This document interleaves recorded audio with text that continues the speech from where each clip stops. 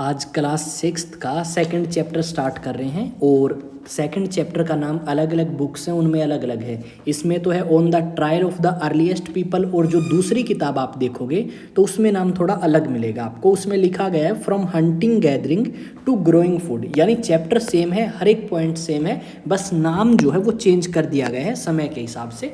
तो इस second chapter में हम जानने वाले हैं कि किस तरीके से इंसान एक जगह से दूसरी जगह जाता था, खाने की तलाश में शिकार करता था, उसे मारता था और खा लिया करता। फिर उसके बाद किस तरीके से उसने ग्रो करना सीखा कि किस तरीके से फसल उगाई जा सकती है, किस तरीके से हम खेती कर सकते हैं, वो सारी चीज़ें सीखी। तो इस चैप्टर में उसी चीज़ के बारे में जानने वाले हैं। सबसे पहले जो पॉइंट दिया गया है वो ये दिया गया है, the earliest people why were they on move, कि वो जो पहले के लोग हैं वो एक जगह से दूसरी जगह क्यों जाते थे, क्या कारण था, क्या रीजंस थे। तो यहाँ पे अगर आप देखोगे तो कुछ एक रीज़न इसी किताब में बताए गए हैं जो क्लास 6th की है अपने। अब जो पहले का इंसान है वो एक जगह से दूसरी जगह जाता हुआ नजर आएगा। अब एक जगह से दूसरी जगह क्यों? क्योंकि भाई देखो, जानवर जो हैं वो एक जगह पे नहीं रुकते। आज यहाँ पे हैं, कल दूसरी जगह भाग लेंगे, परसों तीसरी जगह। तो इसी कारण इंसान जो है वो जानवर का शिकार करना चाहता है और जानवर एक जगह रुक नहीं रहा, तो उस जानवर के पीछे भागना पड़ेगा इंसान को, और उसी जानवर के पीछे भागने के चक्कर में इंसान एक जगह से दूसरी जगह हमें घूमता हुआ नजर आएगा। साथ में अगर आप बात करें तो और भी कुछ एक रीजन है। जैसे मान लेते हैं भाई, आज हमने यहाँ पे कोई पेड़ देख लिया, उस पेड़ के ऊपर फल लग गए, फिर सीजन बदल गया, फिर यहाँ पे कुछ नहीं लग रहा, दूसरे एरिया में पेड़ आपके फल दे रहे हैं, तो आदमी दूसरे एरिया में जाएगा। यानी सीजन के हिसाब से जो फसल में या पेड़ों में बदलाव आएगा, फल फूल में, उस हिसाब से भी आदमी जो है वो जाया करता। मान लिया भाई यहाँ पे आज ज़्यादा ठंड है, तो इंसान क्या करेगा, इस ठंड से बचने के लिए दूसरे एरिया में माइग्रेट कर सकता है। तो ये भी एक रीज़न था। यानी आप कह सकते हैं कि बहुत सारे कारण हैं कि इंसान एक जगह से दूसरी जगह जाता है। एक कारण आपने बात करी कि भाई शिकार के लिए, जानवर के लिए, ताकि वो उसे पकड़ के खा सके। दूसरा रीज़न आपने बात करी किसके बारे में भाई, फसल के बारे में। और तीसरा सीज़न के बारे में, कि सीज़न ठंडी और जो गर्मी है उसके कारण इंसान एक जगह से दूसरी जगह माइग्रेट करता हुआ नजर आएगा। यहाँ पे ये सारी चीज़ें आपको मेंशन मिलेंगी कि क्या कारण है कि इंसान एक जगह से दूसरी जगह मूव करता है। यहाँ पे इन्होंने बताया है कि भाई क्यों इंसान एक जगह से दूसरी जगह मूव करता है। ये सारे कारण इसमें इन्होंने मेंशन कर रखे हैं जो मैंने बताए हैं आपको, ठीक है। अब उसके बाद अगर आप बात करें तो देखो, मान लेते हैं भाई एक कारण ये जो इसमें फोर्थ बताया है, इसमें बताया मान लिया भाई आज यहाँ पे अपने को पानी मिल रहा है, एक टाइम आया बारिश नहीं हुई, पानी सूख गया, तो आप क्या करेंगे, पानी अपने को चाहिए जिंदा रहने के लिए, आप कहाँ दूसरी जगह पहुंच जाएंगे। तो ये चीज़ें इसके अंदर बताई हैं। अब बात ये आती है सेकंड पैराग्राफ में, how do we know about these people. अब ये जो लोग हैं कि आज से 3000 साल पहले, 4, 5, 6000 साल पहले थे, ये शिकार करते थे, तो इनके बारे में कहाँ से पता लगा। तो भाई बहुत सारे ऐसे बंदे हैं जो अलग अलग जगह पे जाते हैं, वहाँ पे खुदाई करते हैं, और खुदाई करके जो चीज़ें मिलती हैं उनकी स्टडी करते हैं बहुत ज़्यादा डिटेल में जाके, जिन्हें हम आर्कियोलॉजिस्ट बोलते हैं। यानी जो आपके अवशेष मिले हैं उनका जो अध्ययन करके हमें जानकारी देते हैं, वो हमें बताते हैं कि आज से 3000 साल पहले क्या था, 4000 साल पहले क्या था, किस तरीके से इंसान शिकार करता था, कौन कौन से औजार यूज़ करे उसने, औजार पत्थर के थे, हड्डियों के थे या लकड़ी के थे, वो सारी जानकारी हमें ये देते हैं जब इन्हें खुदाई करके कुछ अवशेष मिलते हैं, उनसे हमें पता करके। अब यहाँ पे इन्होंने बता दिए कि भाई किस किस तरीके के औजार थे। यहाँ पे समय के हिसाब से औजार में भी बदलाव आया। यहाँ पे औजार देखोगे तो ये थोड़े रफ टाइप के हैं, इतने ज़्यादा नुकीले नहीं हैं। और यहाँ पे अगर देखोगे तो औजार का साइज़ छोटा हो चुका है और नुकीले भी हो चुके हैं। यानी साइज़ अगर छोटा है तो आप दूर तक फेंक सकते हो, नुकीले हैं तो ज़्यादा जख्म कर सकते हो। ये हैं, ये तो अगले के मुँह पर मारो, मुँह फोड़ सकते हो, इससे आप क्या नहीं कर सकते, जख्म नहीं दे सकते। तो ये बात इसके अंदर हम समझ सकते हैं कि किस तरीके से हथियारों में समय के हिसाब से बदलाव आया। इस तरीके के हथियार जो है हम घर पे यूज़ करते हैं। जैसे घर में मान लो हमें कोई मिर्च है उसे रगड़ना हो तो इससे हम आसानी से रगड़ सकते हैं या मसल सकते हैं। तो ये चीज़ हमें यहाँ पे देखने को मिलेगी। अब उसके बाद आ गया नेक्स्ट इन्होंने बताया कि कुछ ऐसे भी टूल्स थे जिनका हम यूज़ करते थे, किस चीज़ के लिए, पेड़ों को काटने के लिए, मीट को काटने के लिए, और भी बहुत सारे रीजंस इन्होंने बताए हैं कि क्या क्या रीजंस हैं, किस तरीके से चीज़ों को हम काटते थे। अब ये सारी चीज़ें बताई, इन्होंने ये भी बताया कि किस तरीके से शिकार किया जाता था। अब ये तो है नहीं कि भाई उस टाइम स्टार्टिंग में आदमी का जन्म हुआ और उसने धनुष और वो सारी चीज़ें तैयार कर ली, वो चीज़ें तो बहुत बाद में आई हैं। पहले तो ये इन्हीं हथियारों का यूज़ करेंगे या इन्हीं पत्थरों का यूज़ करेंगे। आराम आराम से आदमी क्या करेगा, आराम आराम से आदमी झोपड़ी भी बनाएगा, घर भी बनाएगा, ठीक है। घर बनाने के बाद फसल उगाना भी सीखेगा, उसे काटेगा, जानवर भी पालना स्टार्ट करेगा। तो वो सारी चीज़ें इसके अंदर बताई हैं। Choosing a place to live in, अब इंसान रहेगा कहाँ पे, कौन सी जगह वो चूज़ करेगा कि भाई यहाँ पे मैं रह सकता हूँ। तो बहुत सारी चीज़ें देखते हैं आप कि भाई आसपास में हमें क्या मिले, शिकार मिले, शिकार के अलावा हमें पानी मिल जाए और ज़मीन ऐसी हो जहाँ पे हम खेती आसानी से कर सके। तो ऐसी जगह हम चूज़ करेंगे जहाँ पे भाई हम रह सकें रहने के लिए। आज भी अगर आप देखें तो ज़्यादातर जो आपके शहर नदियों के किनारे हैं, उन शहरों के अंदर पॉपुलेशन जो है वो बहुत ज़्यादा मिलेगी। अब कुछ एक सिटीज़ हैं जो इसके अंदर बताई गई हैं, जैसे कश्मीर में है बुरज़ोम, मेहरगढ़ पाकिस्तान में है, भीमबेटका की गुफाएं हैं मध्य प्रदेश में, इनाम गांव आपका महाराष्ट्र में है, हलूर कर्नाटक में है। उसके अलावा अगर देखेंगे चिरांड कहाँ पे है, आपका उत्तर प्रदेश के अंदर या बिहार के अंदर है, सॉरी, ठीक है। उसके अलावा एक दो और बता रखी हैं, ठीक है, डजोली, हादिंग, इस तरीके के शहर आपको मिलेंगे। अब ये जो टाउन्स हैं ये अलग अलग समय में डेवलप हुए हैं। पैलोलिथिक एज क्या है, नियोलिथिक क्या है और मेगालिथिक एज क्या है, वो भी हम आपको आने वाले चैप्टर्स में बताएंगे। जहाँ पे जो टॉपिक्स आते रहेंगे वो पॉइंट आप अपने क्लियर करते रहेंगे। उसके बाद नेक्स्ट अगर देखें तो नेक्स्ट इन्होंने क्या बताया है, अब यहाँ पे जो स्टोन टूल्स हैं वो बहुत ज़्यादा इंपॉर्टेंट है, क्योंकि जो स्टोन टूल्स हैं वो हमें अलग अलग जगह से मिले हैं और उनकी क्वालिटी भी अलग अलग मिलेगी। तो ये सारी चीज़ें यहाँ पे इसके अंदर बताई गई हैं। उसके बाद अगर हम बात करें तो उसके बाद हमें क्या देखने को मिलता है कि बहुत सारे ऐसे जगह हैं, places where stones was found, बहुत सारी ऐसी जगह हैं जहाँ पे हमें स्टोन्स मिले हैं। और साथ में हम यहाँ पे ये देखते हैं कि जो फैक्ट्री है आपकी वो भी अलग अलग जगह पे मिली है जहाँ पे इस तरीके के स्टोन्स और ये सारी चीज़ें बनाई जाती थी। उसके अलावा how do we know where these factories were, हमें कैसे पता लगेगा कि भाई कौन सी फैक्ट्री कहाँ पे है, कैसे बनाई गई है, वो सारी चीज़ें। अब इसमें क्या बताया गया है, इसमें ये बताया गया है आपका नेक्स्ट मेकिंग स्टोन टूल्स। अब स्टोन टूल्स किस तरीके से बनते थे, अब यहाँ पे मेकिंग स्टोन टूल्स की अगर आप बात करें तो क्या आता है, the first is cold stone on stone, ठीक है। अब मेकिंग स्टोन टूल्स की बात करें तो स्टोन टूल किस तरीके से बनते थे, आप क्या करेंगे भाई, पहले आदमी एक हथियार से एक पत्थर से दूसरे पत्थर पे मारेगा और वो पत्थर टूटना स्टार्ट होगा, उसी पत्थर से आप क्या करेंगे, एक अच्छा सा पत्थर बना लेंगे जो नुकीला होगा और हमें काम आ सकता है। दूसरा भाई अगर हम बात करें, इन्हीं पत्थरों को हम बहुत बार यूज़ भी करते हैं अलग अलग शेप दे के।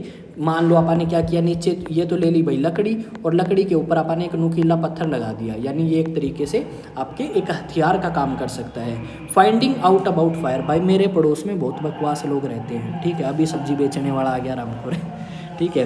फाइंडिंग आउट अबाउट फायर, भाई अब आग की खोज किस तरीके से हुई, यहाँ पे ये बताया गया है कि किस तरीके से हमें पता लगेगा। कुरनूल की गुफाएं कहाँ मिलेंगी आपको, कुरनूल मिलेगा आंध्र प्रदेश में। यहाँ पे ये बताया गया है कि जो आपका कुरनूल नाम की जगह है, ठीक है, उस कुरनूल नाम की जगह पे हमें ये देखने को मिलता है कि आग के या फायर के अवशेष कुछ जो हैं वो मिले हैं। यहाँ पे ये देखने को मिला है कि इसी आग का इस्तेमाल किया जाता था रोशनी के लिए, इसी आग का इस्तेमाल किया जाता था मीट पकाने के लिए, इसी आग या अग्नि का इस्तेमाल किया जाता था जानवरों को डराने के लिए। ये चीज़ हमें यहाँ पे देखने को मिली। ए चेंजिंग एनवायरनमेंट, अब समय के हिसाब से मौसम बदलेगा, जैसे अब बदल चुका है। आप बोलते हैं भाई ग्लोबल वार्मिंग होगी, अभी मार्च 23 या 24 तारीख है, अब मार्च 23-24 को बहुत ज़्यादा गर्मी है, जितनी हम उम्मीद करते हैं मई महीने में उतनी गर्मी फिलहाल है। कारण क्या है कि मौसम या पर्यावरण के अंदर बदलाव आए हैं, तो ऐसे ही बदलाव पहले के टाइम में भी आए हैं। अब यहाँ पे अगर आप देखोगे तो इसने क्या बताया है, इसने यही चीज़ बताई है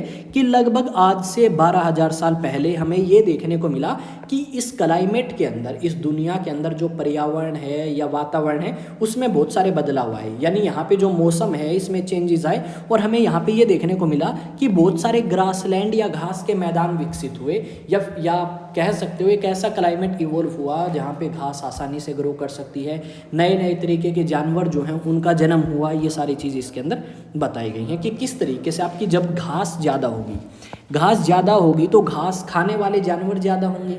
अब घास खाने वाले जानवर ज़्यादा होंगे तो बाकी और जानवर भी अपने आप ज़्यादा होना स्टार्ट हो जाएंगे। मान लो हिरण ज़्यादा होगी भाई, तो हिरण को कौन खा सकता है? शेर खा सकता है। शेर अगर आराम से खाएगा पिएगा रेस्ट करेगा तो इसकी भी पॉपुलेशन इंक्रीज होगी। तो यानी आप कह सकते हो कि पूरी की पूरी जो आप कह सकते हो जानवरों की एक क्या बोलते हैं इसे, फूड वेब या फूड साइकिल ऐसा कुछ नाम बोलते हैं, तो वो आपकी सारी की सारी इवॉल्व होगी या समय के हिसाब से बढ़ती हुई नजर आएगी। अब देखो ये चीज़ हमने देख ली कि भाई क्या कुछ है और क्या कुछ नहीं है। अब यहाँ पे इन्होंने इसी चीज़ के बारे में बताया है, this was also a time when several grains bearing grasses. अब 12,000 साल पहले की बात करी है कि पर्यावरण में बदलाव आया, और इसी पर्यावरण में जब बदलाव आया तो कुछ ऐसे पेड़ पौधे भी उगे जो आपके आने वाले समय में हमारे लिए काफ़ी ज़्यादा इम्पोर्टेंट सोर्स बने खाने का, जैसे वीट बार्ले राइस इस तरीके की चीज़ें। ऐसा तो है नहीं अपन ने बोए हैं गेहूँ, अपने आप ही चीज़ें ग्रो करी होंगी, या फिर आप ये बोल दें भाई मुर्गी अपन ने बनाई है अंडा, ऐसा कुछ नहीं है, सारी चीज़ें नेचुरली आई हैं। तो ऐसे ये जो गेहूँ का पेड़ है, चावल है, ये सारी अपने आप नेचुरली ग्रो करती हैं। और जो चीज़ें इंसान को सुटेबल लगी काटने में खाने में कोई परेशानी नहीं है, उन चीज़ों को इंसान ने स्वीकार किया और उनका इस्तेमाल करना स्टार्ट किया। आज के टाइम अपन ये चीज़ें खाते हैं और इन्हीं से डेली हमारा पेट भरते हैं। अब यहाँ पे बात बताई है भाई कुछ एक टाइम पीरियड की। अब टाइम पीरियड को अगर आप बात करें तो अपन ने 3 पार्ट्स में डिवाइड कर दिया बेसिकली, जो मेन है। एक है पैलोलिथिक एज। अब पैलोलिथिक का एज का मतलब होता है पुराना समय, और वो पुराना समय जो 20 लाख साल से लेके 12,000 साल के बीच का है। ठीक है, 12,000 साल से लेके 20 लाख के बीच की आप बात कर रहे हैं। और ज़्यादातर जो ह्यूमन इतिहास है 99% ह्यूमन हिस्ट्री वो इसी पैलोलिथिक एज में कवर हो जाती है, जो बदलाव आपके हुए हैं। फिर आता है मीजोलिथिक या मिडल स्टोन एज, यानी 12,000 से लेके 10,000 के बीच का टाइम पीरियड। और यहाँ पे हमें ये देखने को मिला कि यहाँ पे जो हथियार यूज़ किए जाते हैं उन हथियारों में, और यहाँ पे जो हथियार यूज़ करे जाएंगे उन हथियारों में बदलाव आया। बदलाव किस तरीके का आया? यहाँ पे जो शेप एंड साइज़ होगा हथियारों का वो बहुत बड़ा है। मान लो मेरे को किसी जानवर के ऊपर मारना है, मैं सीधा पत्थर उठाऊंगा और जानवर के ऊपर फेंक दूंगा, और यहाँ पे क्या होगा, उस पत्थर को थोड़ा छोटा किया गया, थोड़ा नुकीला किया गया ताकि दूर से आसानी से मार सकें। और जो आपके छोटे टूल्स होते हैं जो पत्थर को काट के बनाए गए हैं उन्हें माइक्रोलिथ भी बोलते हैं, जिसको आसानी से हम पकड़ सकते हैं और फेंक सकते हैं या मार सकते हैं किसी जानवर के ऊपर। फिर तीसरा जो टाइम पीरियड आएगा वो आएगा नियोलिथिक, और जो नियोलिथिक टाइम पीरियड है वो 10,000 के बाद का है, और यहाँ पे न्यू स्टोन एज भी हम इसे बोलते हैं, और अलग अलग किताबों में ये नाम हमें मिल जाएंगे। अगर और डिटेल में जानना चाहते हो तो वो भी आप बता सकते हो, और बेसिक चीज़ें हैं, कुछ चीज़ें चैप्टर रीड करेंगे तो समझ भी आ जाती हैं। 1-2 चीज़ें ऐसी भी होंगी जो आपकी चैप्टर रीड करते हुए समझ आ जाएंगी कि क्या मतलब है और क्या नहीं है। Rock painting and what they tell us. अब अलग अलग गुफाओं में जाते हैं, जैसे आप सुनते हैं अजंता गुफाओं के बारे में, एलोरा गुफाओं के बारे में, भीमबेटका केव्स के बारे में, कुरनूल के बारे में, तो वहाँ पे हमें अलग अलग पेंटिंग्स मिलती हैं। अब मान ले मैंने शिकार कर लिया, आज सवेरे निकला घर से और जाते मेरे को एक मुर्गा फंस गया, भाई मैंने मुर्गा पकड़ा, काट के पका के खा लिया। अब मैं फ्री हूँ, ठीक है, क्योंकि शाम का भी बच रहा है, तो मैं क्या करूँगा खाली टाइम में, मैं कुछ ऐसी एक्टिविटीज़ करूँगा जिससे मेरा टाइम पास हो। अब ऐसा तो है नहीं इंस्टा चला लिया और रील्स स्क्रॉल करता रहा, व्हाट्सएप चला ली, ठीक है, या यूट्यूब चला ली, तो मैं क्या करूँगा, ऐसी चीज़ तो है नहीं, तो मैं वो चीज़ करूँगा जो उस समय थी। यानी आपका पत्थर उठाया, उस पत्थर से हमने कोई ड्राइंग बनाना स्टार्ट करी। मान लो मैंने जिस जानवर का शिकार किया उसी की फ़ोटो बनाई, उसके अंदर कलर कर दिए, जो अपने मुर्गा था उसका खून से रंग कर दिए, इस तरीके की चीज़ें ये करते थे। और ये पेंटिंग्स हमें मध्य प्रदेश, उत्तर प्रदेश और बाकी राज्यों के अंदर देखने को मिलेंगी। हु डिड वट, अब किसने क्या किया भाई, मतलब यही है इसका, किसने क्या किया। अब यहाँ पे हम देखते हैं कि भाई बहुत सारे लोग ऐसे हैं जो शिकार कर रहे हैं, बहुत सारे लोग ऐसे हैं जो पेड़ों से चीज़ें मिली, जानवरों से चीज़ें मिली, उन्हें इकट्ठा कर रहे हैं। बहुत सारे लोग ऐसे हैं जो स्टोन्स बना रहे हैं, बहुत सारे लोग ऐसे भी होंगे जो आपके गुफाओं के अंदर जो आपकी दीवारें हैं उनके ऊपर पेंटिंग्स बनाएंगे। अब यहाँ पर यही सारी चीज़ें आपकी बताई गई हैं कि भाई ना सिर्फ इंसान बल्कि इंसान में आदमी भी औरतें भी दोनों ही उस समय शिकार करती थी, और इक्वली था। ऐसा है नहीं धर्म बन गए और बांट दिया धर्म के आधार पे, कास्ट के आधार पे, कौन पावरफुल है कौन नहीं है, ऐसा नहीं है। यहाँ पे ये बताया गया है, it is likely that both man and women may have done many of these things together. साथ भी करते थे, बहुत सारे काम आदमी भी करते थे, इंसान भी करते थे। और यहाँ पे ये भी कहा गया है, it is also possible that some task were done only by women and other only by, यानी कुछ काम ऐसे हैं जो सिर्फ आदमी कर सकता है, कुछ ऐसे हैं जो औरतें कर सकते हैं। जैसे आप मान सकते हैं भाई, जैसे ज़्यादातर आज के इसमें भी देखें तो घर में खाना बनाने का काम ज़्यादातर औरत करती है, ठीक है, और ज़्यादातर जो फिजिकल वर्क है, ठीक है, वो कौन करता है, आदमी करता है। तो इसी तरीके से कंसिडर कर सकते हैं आप कुछ एक काम को जो आज भी आदमी करते हैं, और कुछ ऐसे काम हैं जो आज सिर्फ औरतें करती हैं, आदमी नहीं करते। तो वो चीज़ें पहले भी थी, उस समय भी, बस समय के हिसाब से परिवर्तन आया है या बदलाव आया है। एक क्लोजर लुक, अब यहाँ पे एक जगह है हुंगसी, उसके बारे में बताया है। ये जो साइट है, ये साइट आपकी पैलोलिथिक टाइम पीरियड की है, यानी पैलोलिथिक मतलब ओल्ड स्टोन एज जो बिल्कुल स्टार्टिंग है, लगभग 20 लाख से लेके 12,000 साल पहले के बीच की बात कर रहे हैं आप। तो इसके बारे में बताया है कि यहाँ पे हमें बहुत सारे टूल्स मिले हैं, यहाँ पे हमें बहुत सारे टूल्स ऐसे मिले हैं जिससे हमें ये पता लगता है कि इंसान तो बहुत आरामखोर था और अलग अलग एक्टिविटीज़ परफॉर्म करता था। यहाँ पे ये बताया गया है कि आपके और भी बहुत सारी छोटी मोटी साइट्स या लोकेशंस हमें मिली हैं, जहाँ पे हमें अलग अलग तरीके के हथियार मिले हैं, अलग अलग तरीके की चीज़ें मिली हैं जो अलग अलग चीज़ों से बनी हैं, जैसे लाइमस्टोन हम कह सकते हैं। उसके बाद ये पेंटिंग्स हैं भाई, कुछ एक चित्र आप देख सकते हो यहाँ पे आराम से बिल्कुल, कि किस तरीके से एक इंसान आपका पेंटिंग बना सकता है। अगर ये पेंटिंग अब कोई बना दे तो कई लाखों में बिक सकती है, ठीक है। नेक्स्ट करें, ओहो चैप्टर ख़त्म हो गया। हंटर गैदरर कौन होता है, शिकार करने वाला और फिर सामान को इकट्ठा करने वाला। साइट मतलब किसी जगह को बोलते हैं। मान लो मैं एक एरिया लेता हूँ, यहाँ पे मान ले मैंने प्लॉट ले लिया, यहाँ पे मैं कोई बिल्डिंग बनाता हूँ, तो ये क्या होगी, साइट होगी, यहाँ पे बिल्डिंग बनानी है हमें। हैबिटेशन का मतलब होता है जहाँ पे हम रहते हैं। फैक्ट्री मतलब भाई पता ही है, पैलोलिथिक, मीजो और माइक्रोलिथ, ये तीनों आपने अभी रिसेंटली 1 मिनट पहले किए थे। तो यहाँ पे कुछ एक क्वेश्चन हैं, इन क्वेश्चन को आप मारोगे ट्राई, ठीक है, कि भाई यहाँ पे किस तरीके के टूल्स मिले हैं, अभी 1 मिनट पहले बताया है। ऊपर अगर जाओगे ना थोड़े से, ठीक है, ये आगे भाई कि किस तरीके के यहाँ पे टूल्स मिले हैं, ये सारी चीज़ें आप बता सकते हो, ठीक है।